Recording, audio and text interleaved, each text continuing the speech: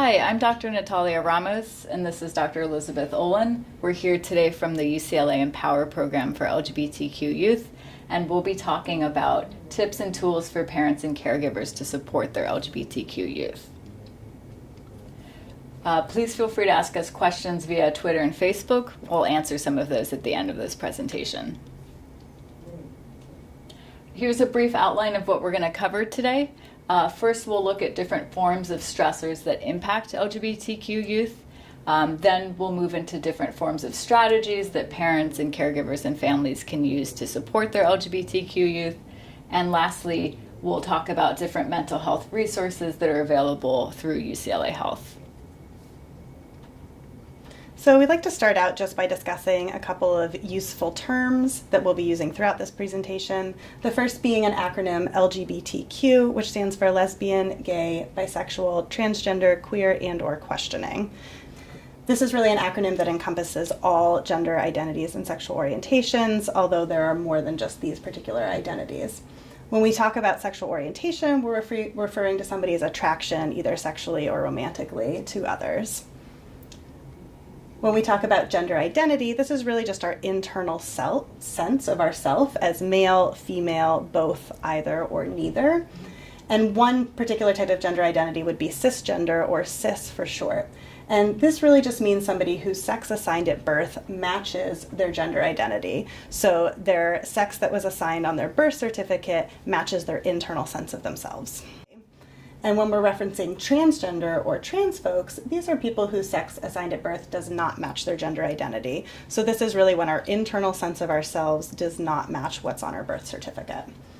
When we talk about gender dysphoria, this is really just an intense distress that stems from the conflict between the way somebody thinks of themselves and their assigned gender. So again, this is the conflict and sort of the internal stress that they feel when their sex on their birth certificate does not match their internal sense of themselves.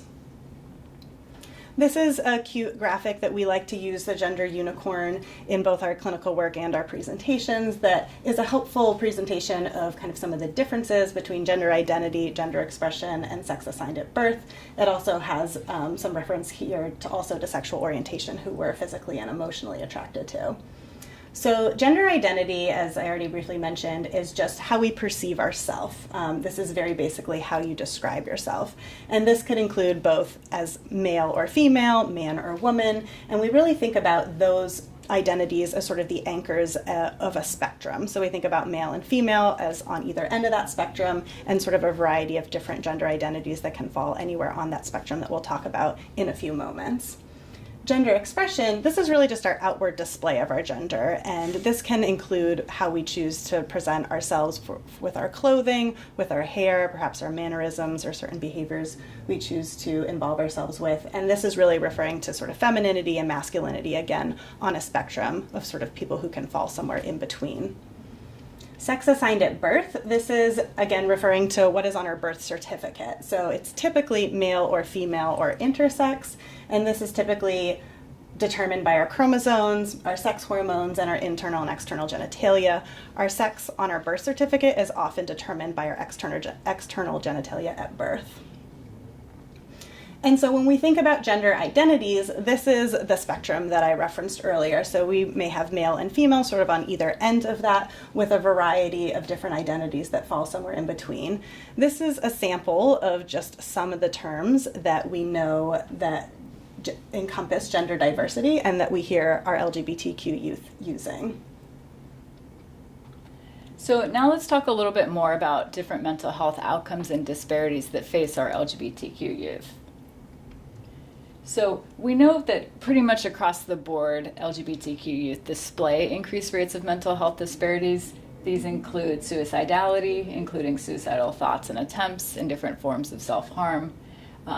Also includes depression and anxiety at higher rates, substance use, different forms of sexual and physical violence, and different forms of victimization, discrimination, and harassment.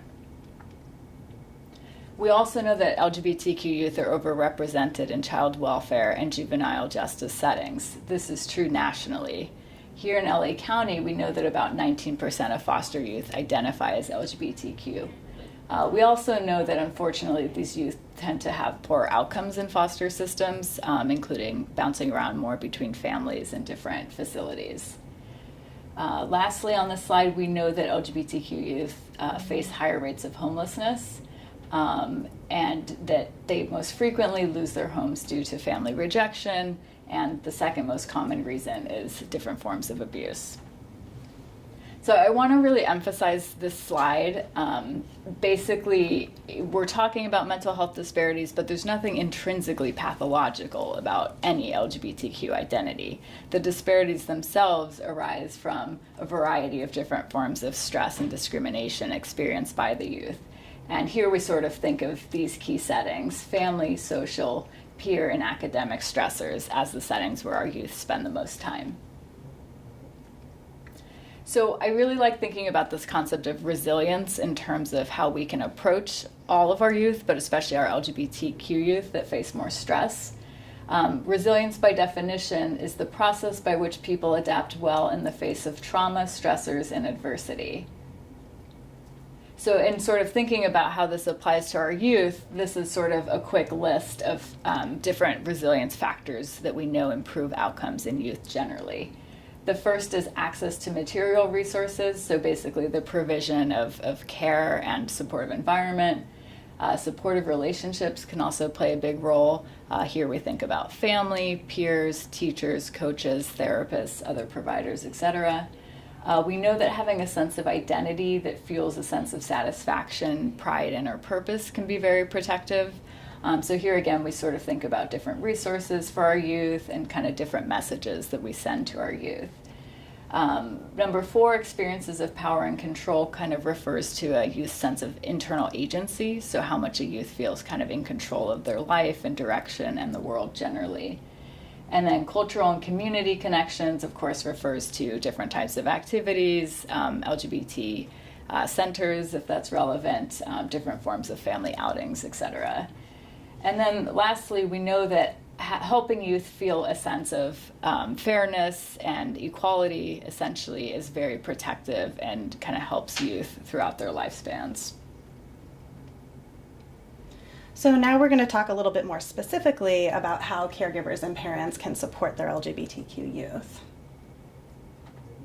So we know that supporting LGBTQ youth is really important because being valued by family helps children learn to both value and care about themselves, and that supportive environments are actually the best buffer that we have against these stressors and these negative outcomes that we've just mentioned, in particular family, academic, and social, but we know from the research that really it's family support that is especially protective for LGBTQ youth.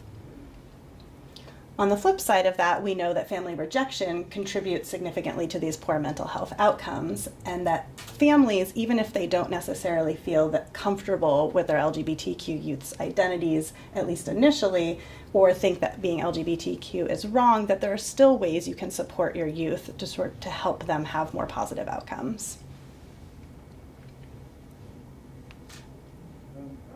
So the first tip that we have for you is to talk to your child about their LGBTQ identity.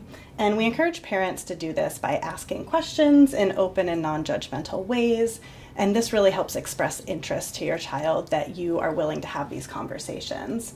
This helps you communicate that you're open to talking about these topics. And since we know that many adolescents might not feel comfortable about talking to their parents or caregivers about these topics, you're at least setting the stage so that down the road they know that they can come to you and have these conversations. You're communicating that you're open to these topics. Another key tip is expressing affection when your child tells you or when you learn that your child identifies as LGBTQ youth.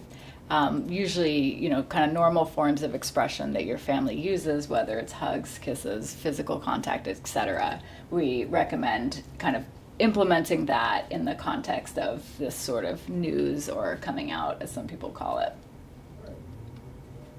We also encourage parents to support your LGBTQ child's identity even if you feel uncomfortable. And so we'd like you to keep in mind that even if you have an initial reaction that might be negative, to sort of keep that in mind and know that your feelings might change over time. And some of the other tips and tricks that we'll talk about can really help you know how to support your child even if you feel uncomfortable. So one of those sort of tips is advocating for your child when they're mistreated or disrespected in any setting. So a key one often is requiring that other family members that have access to your child treat them with respect and kindness. School settings are also very important areas of support for our youth, so making sure that school staff and teachers are respectful. Here we think about a lot of logistical things as well, like proper pronoun use, names in the classroom, access to bathrooms and locker rooms that are comfortable for your youth, etc. And then lastly, talking to other parents in the community that access your child and making sure that they're also supportive and respectful of your child. We also encourage parents to connect their children with LGBTQ resources. As we mentioned earlier, one of the protective factors that promotes resilience is having a community connection. So this could include bringing your child to LGBTQ organizations or events or activities. It could include connecting your child with an LGBTQ adult role model, and also finding LGBTQ supportive providers. So making sure that their pediatrician is somebody who's supportive and affirming, finding therapists or other mental health providers as well. Next, we think about welcoming your child's LGBTQ friends and or partners to your family and home. This, of course, can send the message that you're open and affirming, and probably also help you connect better with your youth, since they'll be more able to share different people in their lives that are important to them with you. This is also a great way that you can model to other family members how to be supportive of this youth. We also encourage parents to support their child's gender expression, and this just includes helping them have access to the books or media, or letting them choose their clothing or haircuts, and also using appropriate pronouns and names. We know that youth that are called by their names and pronouns in multiple settings actually have better outcomes overall, and the more settings that they're affirmed in their names and pronouns, the better their outcomes are. So if a youth is affirmed both at school and at home in using the correct pronouns, their outcomes are better than a youth that only has their pronouns used and affirmed in one of those settings. If your family is religious or spiritual, it's really important to find a supportive congregation that welcomes your family generally, and more specifically your LGBTQ child. There definitely are congregations around town that do so, and we often encourage families to look into those resources as well if religion or spirituality is important to the family. We also encourage parents to seek out their own supports if needed, and this could include accessing support groups. There's both national and local organizations that are for parents and families of LGBTQ youth, therapy for yourself and or whomever you co-parent with, accessing educational materials for yourself, knowledgeable professionals, and also other social supports like finding connections with other parents who have LGBTQ youth has also been helpful for some parents. Improving your communication with your child is obviously a very important tip as well. This comes up all the time in our clinical work. So we try to break down a few very concrete tips that we find useful in communicating with adolescents and youth.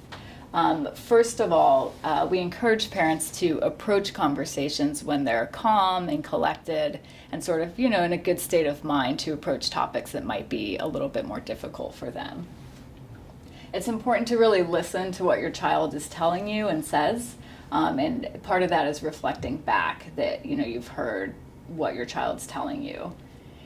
We also often encourage and help families to sort of separate the issues, so to speak. So this refers to sort of normal family conflicts, chores, curfews, allowances, the usual, being able to really separate those issues from, your child sharing their identity with you or having sort of different questions or issues around their identity is really important so that the issues don't get conflated.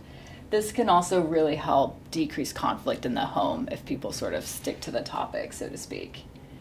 Obviously, expressing empathy and affection, like we mentioned earlier, is very helpful for family dynamics generally and for your LGBTQ youth. And lastly, just kind of acknowledging your feelings and being able to empathize, even if you can't totally understand what your youth is experiencing, is very protective. And finally, we also encourage parents to believe that your child can have a happy future as an LGBTQ adult. This is a way that you can communicate to your child that they'll be happy as an adult, and that if you believe it, then they'll also start to internalize that and believe that as well. So let's talk a little bit more about resources available here at UCLA. Again, we're here from the Empower program, which is a mental health program for LGBTQ youth. These are kind of different topics that we cover through our clinical program. We focus a lot on stress management, healthy and adaptive coping, different forms of resilience building, including some of the skills we mentioned here today, different forms of conflict resolution and family interaction work, and obviously addressing any co-occurring or existing mental health concerns in the youth. Here's a different sort of structural perspective of our program. Again, we offer comprehensive mental health treatment to the community at large. This includes comprehensive psychological and psychiatric evaluations, individual therapy, group interventions, and family interventions. More on the academic side, we do collect data on our families and youth to better understand different forms of interventions that may be useful in the future. And we offer unique clinical training for interns and residents and fellows to increase the number of providers in the community that can offer LGBTQ affirming care. So thanks for listening to our talk. If you'd like to learn more about the Empower program, you can visit us at www.uclahealth.org/empower, EMPWR. And now we're going to stick around to answer some of your questions from Facebook and Twitter.